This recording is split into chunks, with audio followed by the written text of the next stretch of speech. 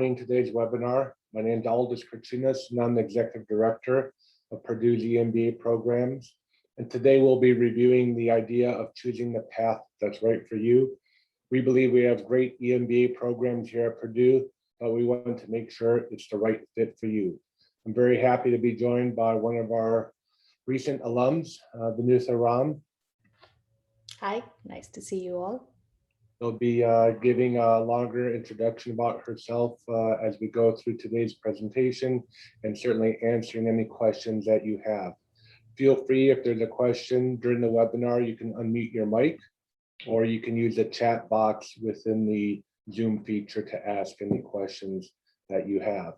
Vinutha and I were chatting before the start of the webinar. It seemed a long time since she graduated, but it's only been 1 year. But what a year it's been. That may be why it seems like it's been longer. So I'm very glad that she can be joining us today.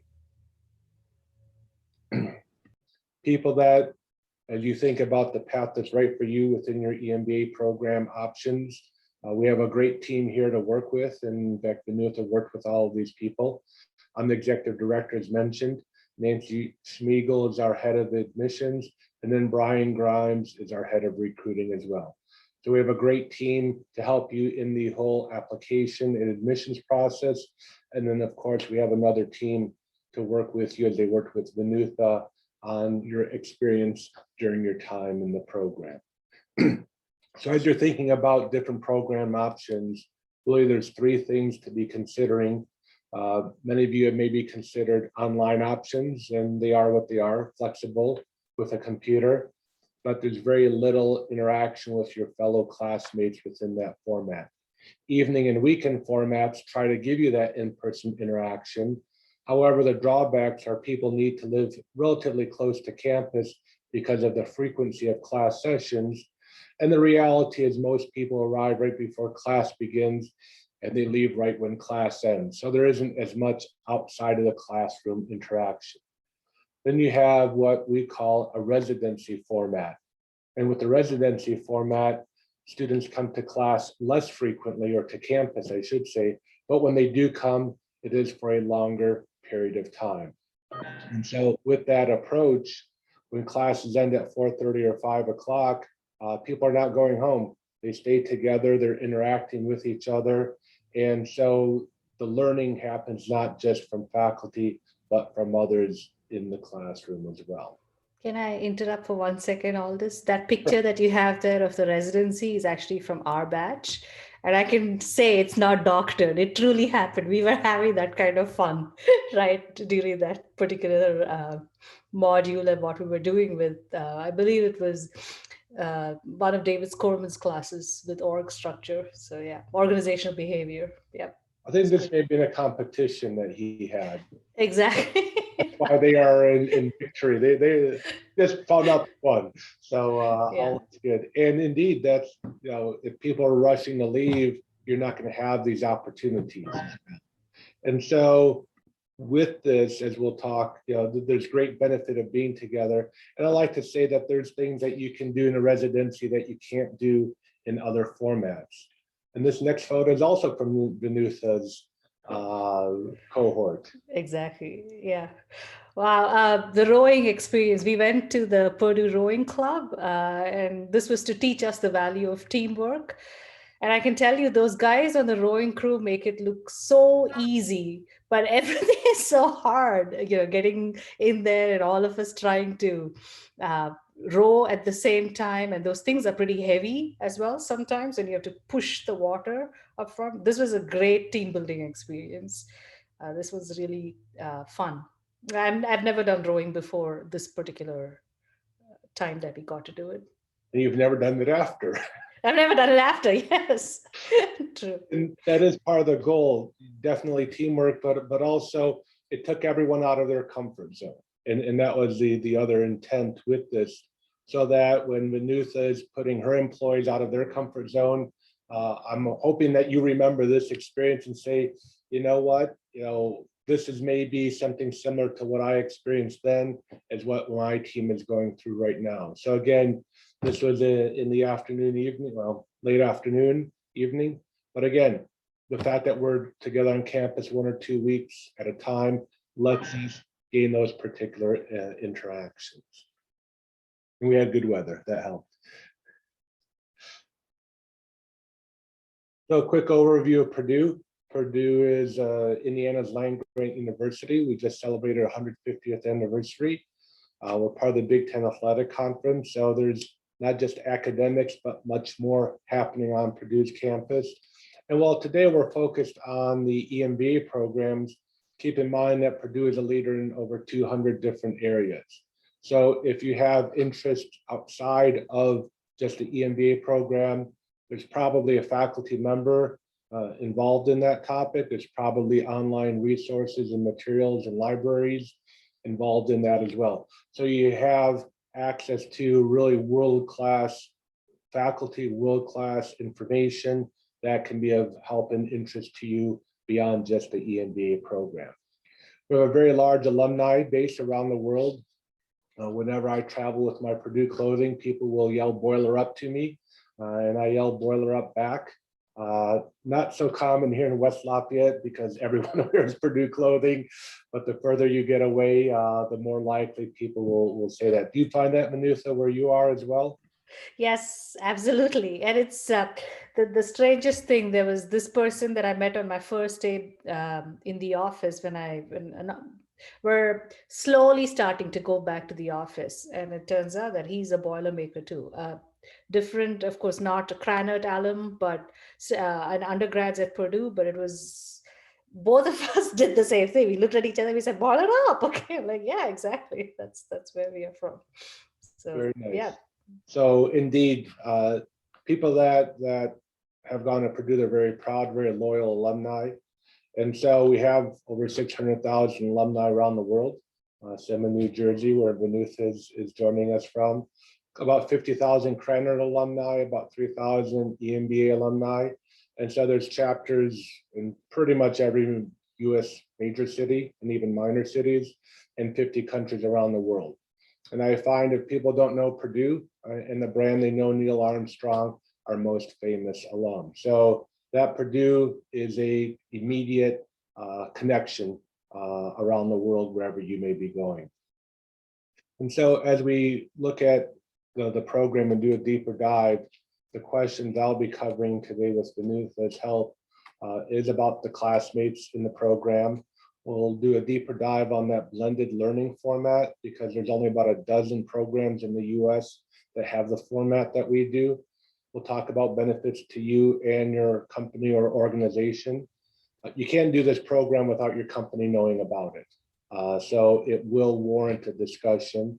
We'll talk about getting support and then about next steps should you feel this is the right fit for you. So here's an overview of just some of the organizations represented over the past 3 years. So if there's a theme, the theme is that there is no requirement in terms of what type of an organization you work at. It can be a Fortune 500, it can be an individual entrepreneur, manufacturing, not-for-profit, defense industry, military, consumer products, finance, pharma, and a lot more. So it's neat because the tie that brings everyone together is that they are experienced managers. They want to learn from each other, and that's what we're set up to do. And those that want to move forward in their career, either at their current organization or potentially at a different organization. So let me give an overview of the past 3 years rolling average of our 2 programs, and then I'll have Vinutha talk a bit more about herself and her cohort. So we require a minimum of 5 years of work experience, average of 15 to 17. It's been kind of moving up past couple of years, no maximum certainly. So it's a nice distribution of work experience. And the positions that people hold from analyst on up very much reflects also their years of work experience. In terms of industry, because people can and do live anywhere in the world as they go through the program, no one industry dominates. So again, we see a nice distribution of sectors that people work in, and the geography is also a nice distribution. Quarter in Indiana, a quarter elsewhere in the Midwest, another quarter elsewhere in the United States, and a quarter living internationally. So a nice, rich, diverse background of people in the program. So that's our overall data for 3 years, but I'll have Vinutha talk about her background as well. Sure. So at the time that I started the program, I was actually working at Purdue University as an application tech lead. And I had just taken up a temporary position at that time because my husband is still a faculty member at Purdue. But during the program, I actually switched jobs and I moved over to my current role at ADP as Director of Integrations. And when we talk about my cohort, all of us, there were many of us who experienced the same thing. We came into the program in certain jobs with certain backgrounds.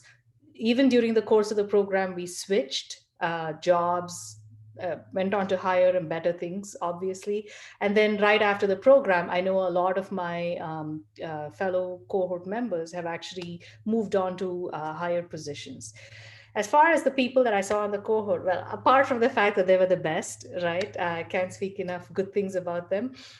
What I really enjoyed truly was it gave me a room full of people that I would never have actually interacted with in such a close setting otherwise in real life.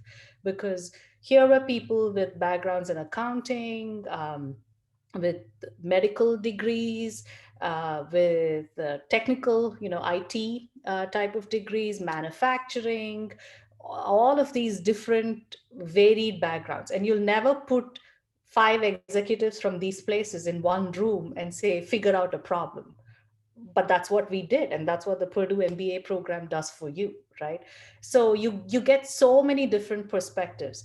And I can tell you, I actually have an engineering degree, and so prior to going through this MBA program, I think I was pretty single dimensional, and I didn't know it at that time because most of the people that I interacted with were like me. We had similar backgrounds. But now, when I'm in my current role, I interact across the business. I interact with technology and product people. I interact with sales, with business, with executive leadership. And I can talk to any of them. And I can speak on the level that they can understand at, right? And I can have like a productive conversation. I think having that sort of diverse cohort where you got to understand things from various perspectives, you talk to people from various backgrounds, that definitely helped. And while it's true, a lot of the cohort, almost 50%, comes from the Midwest and Indiana, and we still had a few that came from the Northeast and California into our program, right? We had them. So there was also that understanding. When we used to have team meetings, for instance, we knew that we had to adjust our meetings so that everybody could be included. We couldn't just do it at 8 p.m. because people in California were not yet done with their work at that time. So it gives you a lot of tolerance. It gives you the ability to work with people across time zones, and of course learn from other perspectives. You're not you and the biggest thing, right, which I'm sure all this told us at the beginning when we started, but after a point, it just became second nature. Learning to leverage people's skills. We did accounting courses in the first mod and then finance courses in the second mod. And you have somebody who's already in that business, who's an accountant. We had a person who was a comptroller. We had somebody else who was a director of finance. It was so easy to go to them and ask questions if you didn't know what was going on. Aside from our professors who are really, really good and available all the time, right? So you have a lot that you can learn from your fellow students because it's a very different experience from in your undergrad times. In your undergrad, everybody is just as clueless as you. Here, everybody has reached a certain point in their career and everybody has had some experience and expertise. So there's a lot that you can learn from the other person. I don't know, Aldous, if you had any other specific questions for me about our cohort that I could answer. I think this is good. We'll talk more about that learning aspect as we go through a Sure. bit of the format as well. Thank you very much. Yeah. So in terms of curriculum, we divide our courses into three categories, and all of these should look familiar to Vinutha. So we have the functional courses. So those relate to functions that any organization needs just to exist. All organizations have some type of marketing, they have finance, they have some type of operation. So those are just what you have to know and understand. Environmental courses are those that relate to the environment within which the organization is placed. And then the integrative courses build upon the functional and environmental, but bring their own level of theory and concepts, because we call it integrative because you need to understand all the pieces of an organization. Strategy, for example, while there are functional strategies, when we look at strategy, we're looking at business and corporate level strategy. So again, how all those pieces come together. Change management, usually it's not just one part of an organization that's being changed, but all facets of an organization. So again, understanding how all those pieces come together is going to be important for what you need to do. And ours is a general management MBA. We don't have majors or minors, but rather these are the topics we think a general manager needs to know so that they can ask better questions of the experts, push back on them, pull upon the right people, and understand the trade-offs for any types of business decisions. So I like Vinutha's comment that she can now talk to people across the whole organization, and that truly is part of the goal of completing a general management MBA program. So now I'm going to talk about the format, and then I'm going to have Vinutha comment on this because it is quite distinct from most other programs. So our two EMBA programs are 19 months from start to finish. We begin with a 4-day or 4 half days of program launch. And during that time, you meet the members of your first study team of the cohort in general. You learn about the technology platforms that we use, and they've all changed since Vinutha graduated. A lot has changed on that side, but we've gone to industry standards. Zoom, MS Teams, and then Brightspace is used across all of Purdue University. And then you'll take a class session for each of the courses of that first module. So by the end of the program launch, you'll know your fellow students, you'll know the staff that's working with you to contribute to your success in the program, and all the faculty for that first module as well. After that online launch, we have the pre-residency or online portion.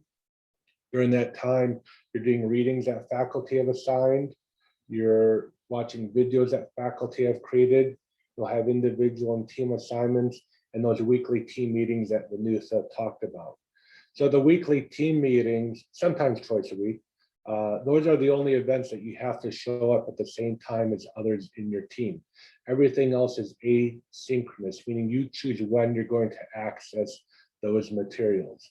Vinutha was mentioning she has children, so maybe she waited till they went to sleep, and she can talk about that here in a moment. Some people are early morning risers. Some got up at 5 a.m. to do work before the workday started. So again, there's that flexibility. That pre-residency is really that foundation building for when you come to campus, during which time you have your class sessions, company visits where possible and appropriate, guest speakers either in person or Zoom, career management support, and social events. So we saw the rowing. That was a learning event, but a bit of a fun social event. I think her group did bowling, probably did a basketball game at that time as well. Yes. And we've added trivia night as a recent event that we're doing. So again, everyone's on campus, even those that live nearby, stay at the hotel along with everyone else, because it's those evening interactions after class where there's so much learning happening. After that 1 to 2 weeks on campus, people go home to catch up on regular work and prepare for exams. Exams are done online over a 9-day period. And again, you choose when you take which exams. After those exams are done, and they're typically timed, though it may be a project or a paper, You typically have a 1-week break, and then you'll start the next pre-residency with new study groups. We in the program form the study groups at the start to make them diverse yet balanced, and then we change those study groups each module so that you work with as many different people as possible during your time in the program. So that's from my perspective, the overview. Let me come back to Vinutha. If you can talk about that pre-residency and what it's like. In particular, people sometimes think online means self-study. And I think there's a fair amount of interaction across the team and the cohort, but if you could talk from your perspective what that was like. Sure. So the pre-residency, essentially think of it as the Purdue Emba team was already prepared for COVID. That's all I can say. Because it's essentially classes which a professor has already prepared to deliver online. So you can watch, and they've recorded themselves as they're preparing those classes. So they're walking through slides, they're even writing on boards, and then they've recorded these classes. Classes are not necessarily like a 1-hour duration, the recordings, right? So you don't have to feel like you're going to be sitting in front of a computer and listening to a lot of material for that long. But the recorded class is usually, I'd say, between 30 to 45 minutes worth of recording. And then you have class notes. There's usually a lot of interaction in the form of discussion boards. Usually the professor posts a question or a paragraph and asks you to comment on it, or you're asked to basically provide your feedback on something that was discussed as part of that recording. So you're commenting, your classmates are commenting, and then you maybe respond to somebody else's post. All of that is allowed and encouraged. Then the second thing that usually is part of this is office hours, right? Every professor hosts office hours. And whether it happens on a weekly basis or bi-weekly basis, you have the opportunity to go there and actually talk to the professor as well as other people. So you're not, and then there's assignments for everything during that period, right? The assignments, some of them are individual, some of them are actually group. So for the individual assignments as well, as you start working together, we're not necessarily sharing homeworks and cheating in any fashion, but people do ask others, for, hey, how did you approach this? What was your thinking behind this? So that sort of discussion does occur. And for the group ones, of course, you are working together as a team. You've learned something in class.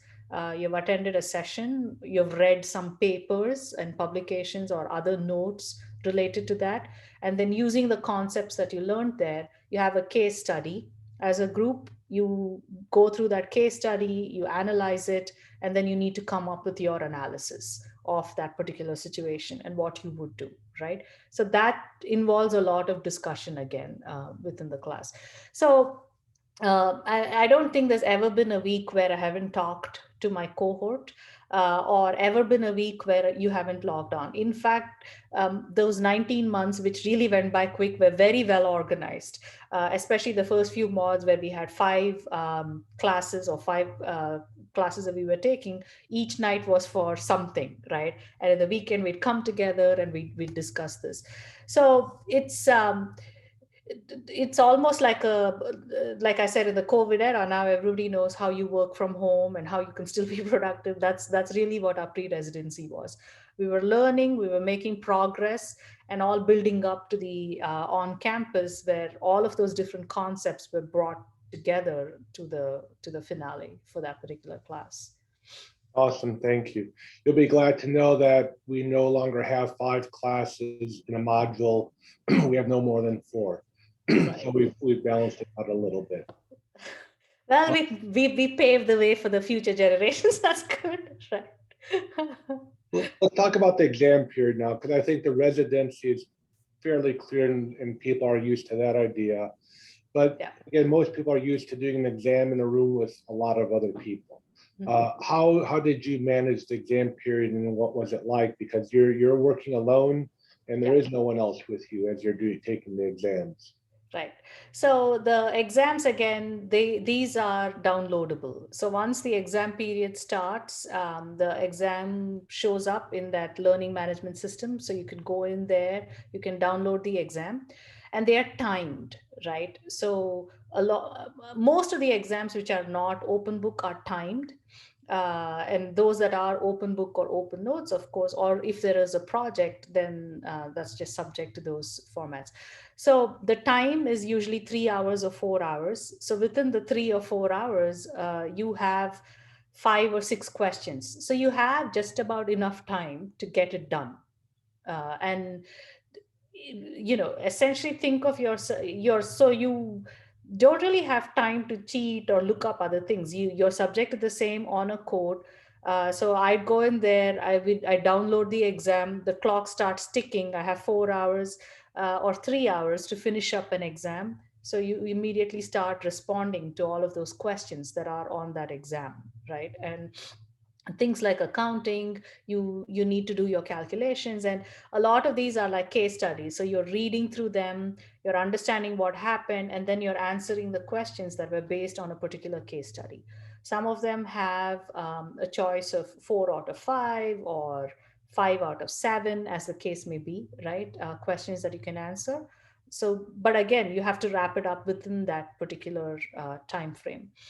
And my recommendation would be don't have your put your phone on do not disturb. You don't want unnecessary stuff, right? And you just have enough time, like I said, to answer that particular exam. It didn't I actually liked the fact that there was nobody else in the room. There was absolutely no distractions. It was kind of just focus, me looking at my paper and just getting through it. um, when you have other people in the room, there are times when you can get distracted because somebody drops something or whatever, and there are other noises. But I can tell you that the 4 hours were really taxing. I have a tendency to do things at the last minute, and I'm glad I didn't keep all 3 or 4 papers to the last, because I could not have finished them in one day. So it took them over a period of a week. So that's the only thing. You'll get used to doing 3 or 4 hour exams, and your brain is done at the end of it. There's no more thinking capacity. At least mine was. So. Understood. Thank you. Thank you for sharing that. So hopefully that gives people an understanding on some of the unique aspects of the program and how to be ready for the whole module that you go through. So I've been saying we have 2 MBA programs, so let's do a deeper dive. So the traditional EMBA program is the one that Vinutha graduated from a year ago. So with that, we have 5 approximately quarterly residencies where you come to West Lafayette for 1 or 2 weeks at a time. And then the last residency is a 2-week international residency. So Vinutha's group actually made it to Spain March of last year, and we were talking about that. We got back just as borders got shut down, but had a good time in Madrid and Toledo. So I'm glad we were able to do that. Its point of differentiation is that there's more electives. In particular, we have something called Immersion Electives. Within this process, we survey the students for ideas. They rank order their areas of interest, and then we break up the cohort into subgroups based on their area of interest. And with that, there may be 8 or 10 people in your class. And so truly it's a deeper dive because you have that much more interactive, almost workshop style immersion elective. I don't know, Vinutha, I know it's been a while. If you remember any of the immersion electives that you took? Yeah, I definitely do remember. I think finance 2 was one. There were some of us who did really well on finance 1, and we were so enthusiastic to move on. And there are others who did miserably in the first round, said, oh no, we're moving on to negotiation and org skills. So that's one where we significantly split. And I think the other one was coaching and mentoring, which was also really useful. So in terms of they're called 1 credit classes, but we learned just as much as we did in quite a few of the other 2 or credit. I would argue some of my 1 credit classes, the immersion electives, were harder than the other ones. Got a lot out of it. Excellent. On the flip side, we have our IMM Global MBA that starts every spring. There we have 5 residencies instead of 6, but they're all 2 weeks each, and we meet in a different country or pair of countries around the world. So with that, you go to 7 countries on 4 continents. Its point of differentiation is you certainly have, in addition to the learning immersion, you have the cultural and business immersion, understanding managerial challenges and solutions from around the world as we go to companies and see how they're operating. And then you earn 2 MBA degrees, one from Purdue and one from our Dutch partner, TIAS. In terms of commonality, about 80–85% of the courses are the same across the 2. So the finance and accounting that Vinutha had mentioned, it's core in both of our programs, and a lot more of the courses. You can see that listed. Both you get that networking that Vinutha has been talking about. We provide career management and executive career coaching. Both have a capstone project at the end, and both have cohort-based electives, negotiations being one of those that is often selected in both cohorts. So similarities and definitely differences. Let's do a deeper dive now on the schedule for the traditional EMBA program. So this is for the class of 2023. So we have that launch day after Labor Day, starting 4 half days online through Zoom, likely to be in the evening. And then our first 2 residencies are 2 weeks each. Residencies 3, 4, and 5 are 1 week each, and then the last one in international residency. As I mentioned with the immersion electives, we survey the students for courses of interest, and same thing with the international location that the traditional EMBA group goes to, is the cohort chooses from a range of options. So Vinutha's group could have done Brazil and Chile had that been what they chose. They chose instead to go to Europe, and as we mentioned, had a great time while we were in Madrid. The other thing I'll mention is that it is a bit more front-loaded. So residencies 1 and 2 has those 4 classes each, as Vinutha mentioned, and higher workload, and then it drops as we move to the electives and shorter residencies. So Vinutha, I tell people to plan for the first 2 modules, September to end of February, about 25 hours per week. And then it drops to closer to 15 hours per week when you're off campus. Do you agree with that? Yeah, absolutely. I mean, the first 2 modules, you just have to kind of get into the program, because that, unless you do it then, it doesn't become second nature later. And in fact, we thought, and it was a common theme across our cohort, after some more residency 2 and mod 2, and we went to mod 3, and the course load dropped, and we had a couple of evenings free, we were like, wait, we're doing something wrong. What did I miss? I know there were people who had nightmares thinking they didn't turn in assignments and stuff. So it's, but the first 2 mods, yeah, you really just have to buckle down and get into it. There's a lot to do, but there's a lot to learn as well. So it's, it goes by fast. You don't feel the time passing. Awesome. And then, so that gives you an idea for that particular workload. So let's look at the global program for a little bit, and then we'll look at a typical week on campus. So our Global Executive MBA is a consortium of 6 schools from around the world. Here we have Purdue, we have TIAS, MEP and ISM in Europe, FGV in Brazil, and Tianjin University in China. So while these may not be household names in the US, they are leaders in each of their countries, well respected, and they all bring that global reach and local immersion as we go to the different countries. The schedule, as mentioned, online launch in March of next year, and then again, approximately every 3.5 months, we have a residency. First one here at Purdue, it's a little bit easier for people to get to and give that strong foundation. We go then to Europe, Lithuania and Italy, a study of contrasts, if you will, between their economic systems. Same thing when we go to Brazil and Chile. We like to do 2 countries together where possible, because there you see the differences, even if they are in the same region. We then go to our Dutch partner TIAS, and then we end with Asia Pacific in the fall of 2023. Because you're earning 2 degrees, you have 2 graduations to attend if you'd like. So Purdue is that December, and then the following June, you have the opportunity to go to the Netherlands and see your cohort members again and go through graduation there. But here's a typical week on campus. I'll talk a little bit about it, and then for Vinutha, I'll have a few questions as well. So everything takes place if the campus is here in West Lafayette, or even if it's not, we still provide breakfast and lunch. And the typical day will have 2 90-minute classes in the morning and 2 in the afternoon, different topics between morning and afternoon to give you a bit of mental variety. Where possible, we'll have a company visit to complement the curriculum that week.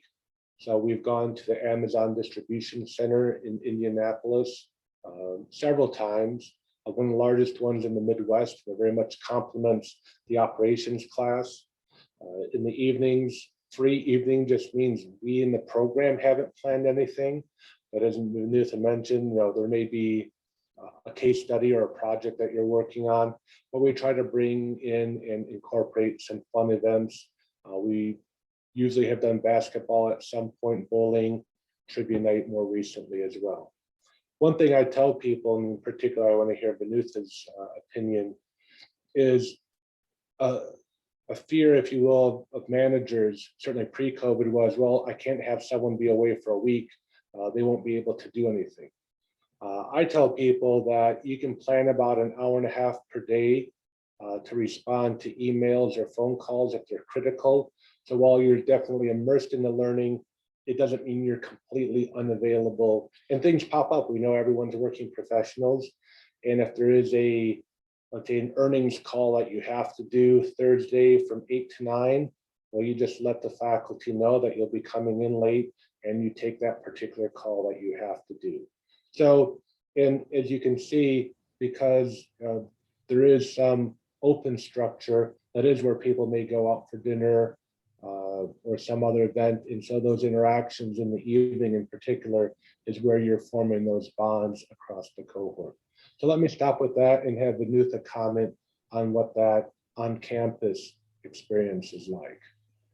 Yeah, and I think all of those scenarios that you mentioned, where people had to take a call in between, or they had something really going on, so they had to come into class late. We have had those happen during our time. But one of the things that I think every person coming in here should feel, you're spending a total of 1 week on campus. This is the only week, right? Most other times you're still at home, you're able to go, you're going into work all the time, you're taking care of business as usual. So in this 1 week, you have to do your best to actually give it all to the program, because that's how you're investing in you and not thinking about work. However, if things come up, we've had a bunch of early risers. Breakfast, as you see, is from 7:30 to 8:30. You don't need a full hour. I know people have come in because Cranert is open starting, I think, 7 a.m. People have just come in at 7 a.m. and then they've grabbed a quick breakfast to go, and then they worked until class started at 8:30. Similarly, during breaks or lunch. And then most of the evenings, people have tried to go out, but we're all adults. We don't have curfew at 9, right? So people have tended to work right after class, after 4:30, and then they catch up with and network with the cohort much later. So best thing is to be honest. If you have something really pressing at work and you need time off, then just tell your cohort, tell your group, so they understand, and then you can catch up on your responsibility towards the Emba later. But yeah, it's doable, right? Awesome, thank you. So let's talk about tuition here for a moment, the investment that you're making in yourself. So it is meant to be an all-inclusive tuition fee that covers pretty much everything, except you have to get to and from campus. And we saw some of the dinners, you're on your own. Also for international students, there is a registration fee each semester. Tuition is $85,000 for this fall, split into 5 payments of $17,000. And for the traditional MBA, that goes across 3 different calendar years. So if your organization does provide annual tuition reimbursement, keep in mind you can access that for 3 different calendar years. In calendar year 2022, tuition for both programs is going up to $90,000. We've kept our tuition flat now for 3 or 4 years.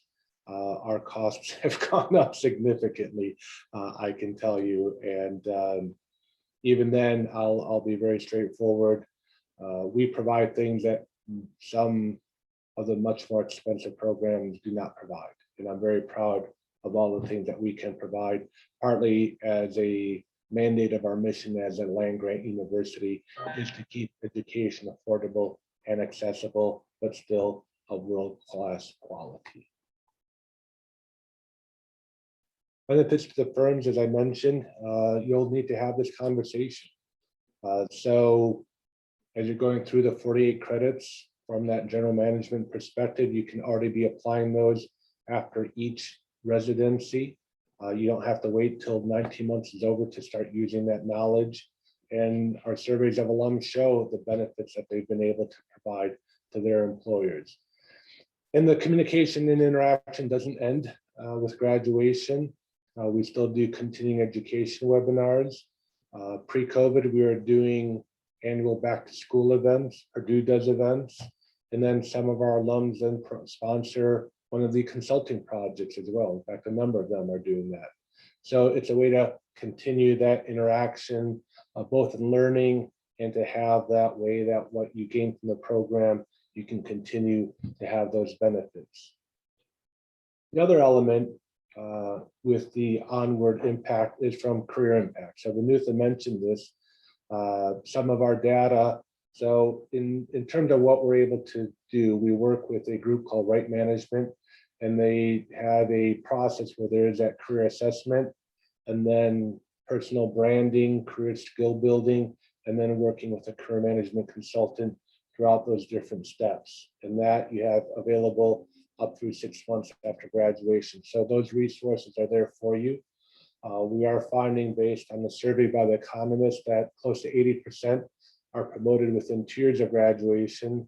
As Vinutha said, some get promoted while they're in the program. And it is, their employers know that they're in the MBA program and they're already seeing that particular impact. So between in program and after, it's close to 95% is what we're seeing. Clear impact on salary as well that people have. And then the networking. I'm going to have Vinutha comment on this. All programs are going to tell you that you're going to form a new network. What I see in this photo and the quote from one of our alums, it's not just a network, but it is lifelong friendships. And it's at a higher level because when you interact with people day after day for 2 weeks, that's very different than every other Saturday. And so if you can just comment for a moment, Vinutha, what did you think the network was going to be like, and what was the outcome for you? Well, I mean, the network to me was, talking to somebody who maybe could get my resume in the door at some place. So it was, I still imagine that it would be like pretty much every other business interaction at a very high level where you don't know the person, but it's impossible, like you mentioned, not to know. You're sitting with those same people all through the day, late into the night, working on a project, dividing up work, speaking to them multiple times every week in all the weeks leading to residency.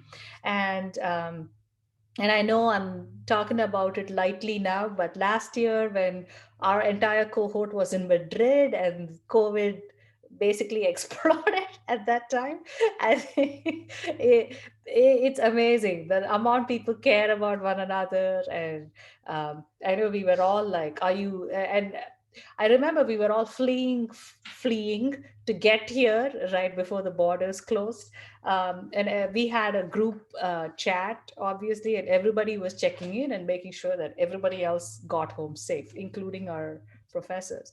So it was at that point, it was not even, people didn't even have to think, oh, do I need to ask somebody something? It was genuinely present right? You were caring about, did somebody get home okay?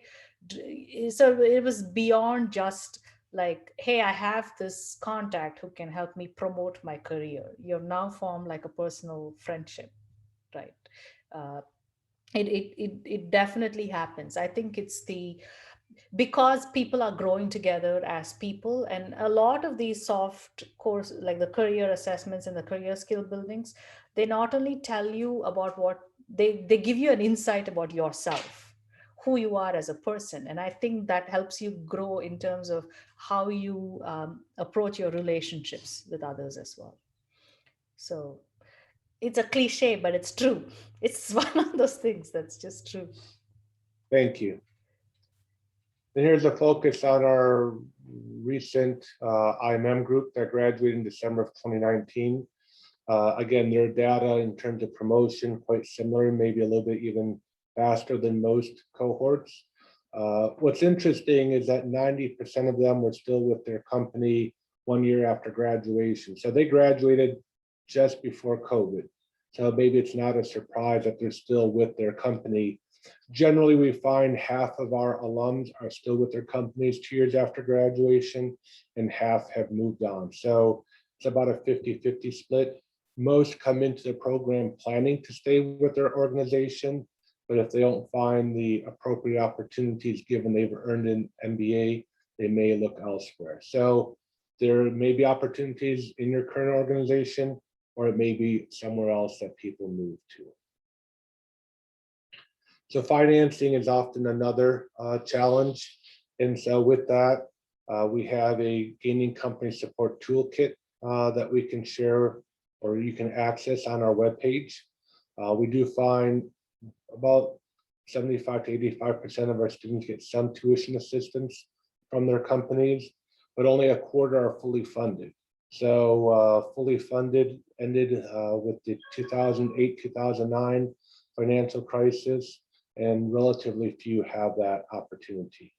If 2 or more of you join from the same firm, you have that option for a 10% discount.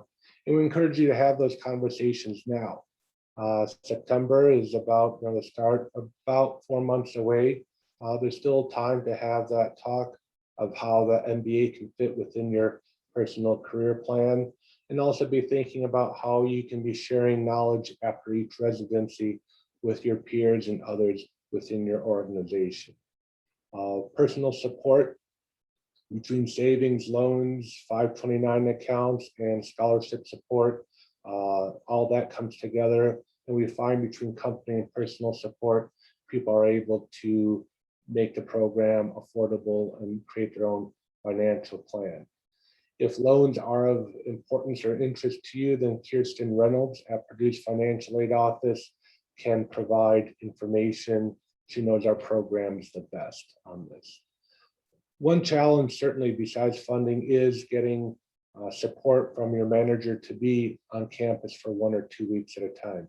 So I don't know if you recall, Vinutha, how you handled that conversation, if that's something that you can talk about for a minute, because what we see as managers are fine an employee being away 1 week a year for continuing education development. But when it's repeated a few times, much as everyone agrees it's the best way to learn, sometimes there may be resistance. So if you recall how you raised that and can share that, be, I think, very helpful.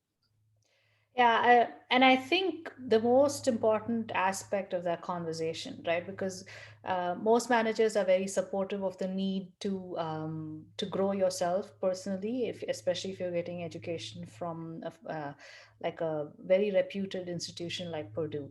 The most important conversation or topic to cover in that conversation is, how are you going to approach coverage when you're not around, right? So when you're gone for that week, what will be your backup plan? What is the emergency plan, which is what happened to many of our cohort members? How do you, suppose some emergency comes up, are you going to be able to call in? And you say, yes, I will. I have breaks, so I can be reached in the morning, during my break, at lunchtime, or in the evening, right? So you have to give them the comfort that you're not suddenly just gone off into space and lost for that entire week or 2 weeks. So when I went to my manager, this is how I talked about it, and I said, okay, I have this person on my team who will be my backup and can cover for anything non-critical that comes up during that time. I promised to have like a report sent out prior to that, detailing, what I expect would occur in the next week, because you kind of know what's planned for the next week, right? And what are the possible pitfalls that I just shared with my manager to say, hey, look, I expect these things have to be completed. These are the possible issues that may happen, and these are my recommendations.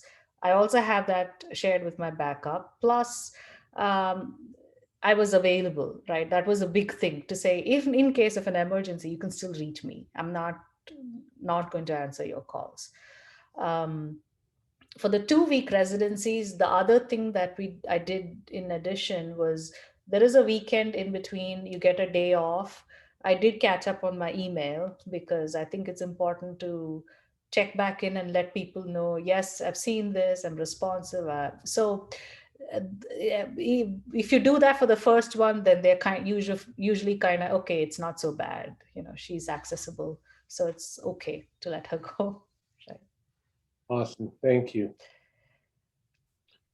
And then looking ahead, so ways that we try to give people information about the program and see if it is a right fit for them is you can share your resume with us for review based on our admissions criteria and whether or not a GMAT waiver would be approved.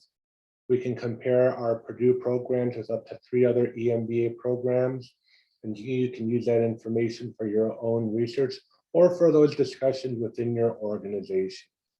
We can connect you with program alums, with Vinutha, or other program alums, so you can hear from them and ask questions in particular related to your situation.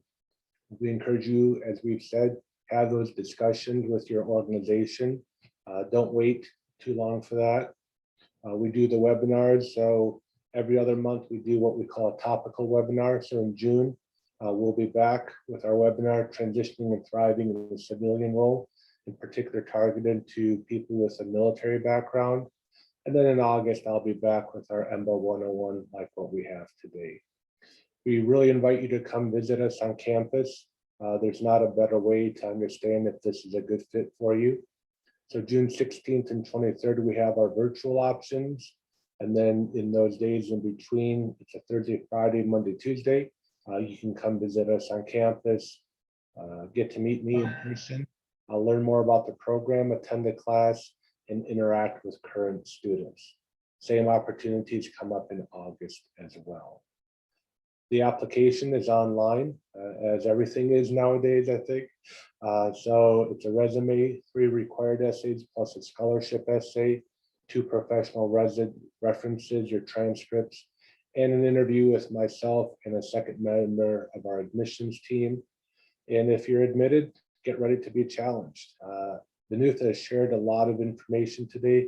The word easy never came up, and she will not claim it was easy. Challenging but rewarding. I think she'll agree with that. And we'll still have time for a few more questions, but we believe that to really have an impact on your life and your career, it has to be challenging. And so that's why we do what we do here. But we provide the support as well to ensure that you're successful. We have some deadlines coming up, June, July, and August, middle of the month, for our traditional EMBA. And then program launch day after Labor Day. And then for the global program, December, January, and February 7th for each of those months. And then March 20th for our program launch for the global EMBA program. And this is what Vinutha looked like, or not specifically Vinutha, but a year ago, smiling as she knew she graduated. And indeed, challenging but rewarding, and a lot to be gained. So I'm going to pause with that. If people have questions, certainly feel free to use the chat box. One question that I ask Vinutha, and I'll ask you, why did you choose to do the EMBA when you did? Because there's Many times people say, well, I'm going to wait another year. And one can always wait another year, of course. But what made you choose to start when you did? Um, Two reasons, right? One, as you said rightly, I'd been putting it off for a while, and then I found myself very underconfident as I was talking to people who were from the other parts of the organization. And the more you go towards executive roles, the more you need to be able to wear multiple different hats. And I felt that was truly holding me back, and I had to do something about it. Um, and so the best way I've always found is if I can speak from a position of knowledge, I'm speaking from a position of strength. And that's why the EMBA with the focus on general management was very, very appealing to me.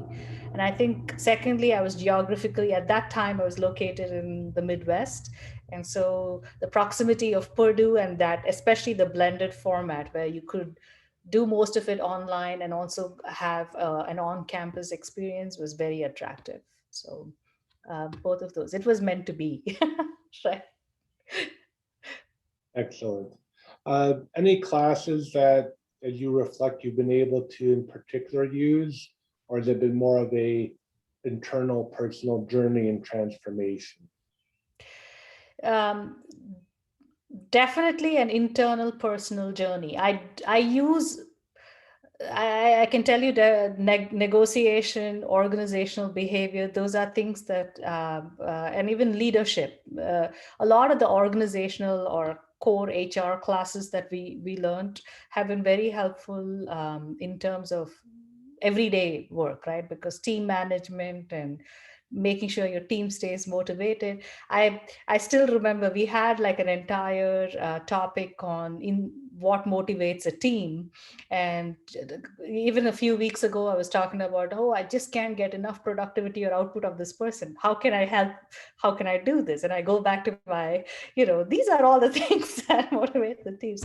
So it's very useful. So though I mean those definitely help everybody. I'm not managing a company's finances today, but personally I use that because I am no longer held back in should I go to an accountant because I can't figure out this finance gobbledygook. It's not like that. I can hold my own in those discussions.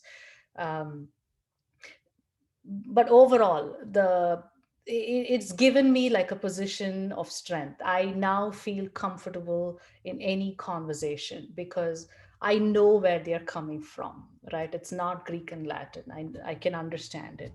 So it gives Awesome. me that. And again, I invite people to use the chat box, but I'll ask, because we're coming close to the end of our time today, a final question. So, you know, you've gone through the process, and I'm sure you looked at other programs as well.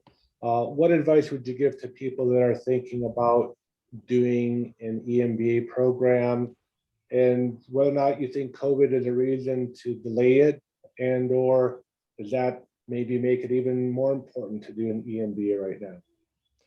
Yeah, I mean, I know that I did this once in my life. I was almost ready to start an MBA program, and then I had a child and I delayed it. And I that's my advice: don't stop. When you're ready, just go for it. Because no matter when you begin it, the MBA program I think is going to be extremely rewarding because of the amount you learn from it. Especially in COVID times, when you are at home and you have, you know, uh, all of us are suffering from the lack of social interaction and the lack of things to do. With the MBA, you have to pick what you want to do, right? Because the MBA will consume the any kind of free time you have because you get from this program whatever you put into it. So COVID is actually a great time to do this. You have nothing else pressing going on, no kids soccer games that you're missing, not, none of those outdoorsy or no events to go to. So use that time wisely. Invest in yourself. The MBA is essentially an investment in yourself. Invest in yourself, get an MBA. I if I hadn't done it when I did it, I would definitely have done it now. um, Excellent. Thank you for sharing. Indeed, invest in yourself. It may be the Purdue program, it may be a different program, but again, finding the one that's the right fit for each of you, and then just moving forward. So good words of encouragement.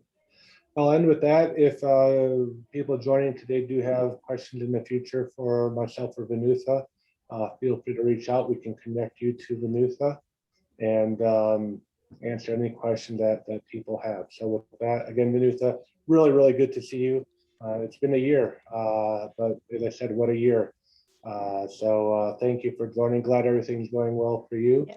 And I wish everyone else a great rest of the day today. Thank you for joining. Thanks. Thanks, everybody. Bye. Thank you. Enjoyed it. Thank you. Thank you.